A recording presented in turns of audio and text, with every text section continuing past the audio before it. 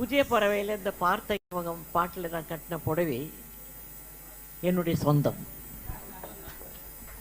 அவங்க தைச்ச ட்ரெஸ் வந்து இந்த பேக்ரவுண்டு குரூப் இருக்காங்க இல்லையா, அதே மாதிரி காஸ்டியூமில் எனக்கு வேறு ஒரு நேரத்தில் தைச்சி கொடுத்தாங்க. அது எனக்கு போட்டு கண்ணாடியில் பார்த்தேன், ஹேர் ட்ரெஸ் எல்லாம் பண்ணிவிட்டு சரியாக வரல எனக்கு.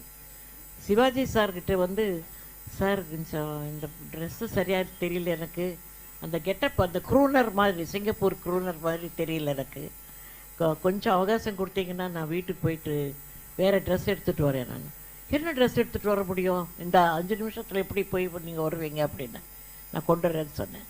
நான் வந்து இந்த 1959, 60, 70 அந்த நேரம்லாம் ஷூட்டிங் இருந்தால் கூட அப்படியே வெளிநாடு சுற்றுற பழக்கம் ஆகிப்போச்சு எனக்கு. அப்போது நான் ஹாங்காங்கில் India silk house, India palace house அப்படின்னு ஒரு இடம் இருந்தது. அங்கே ஏதோ இந்த படம் வரும், அதுக்கு நான் இதை யூஸ் பண்ணுவேன்னு நினச்சி நான் வாங்கினதில்லை. எனக்கு அது பார்த்தா ரொம்ப அட்ராக்டிவாக இருந்தது, ரொம்ப எக்ஸ்ட்ராடினரியாக தெரிஞ்சது. So I just put that sorry.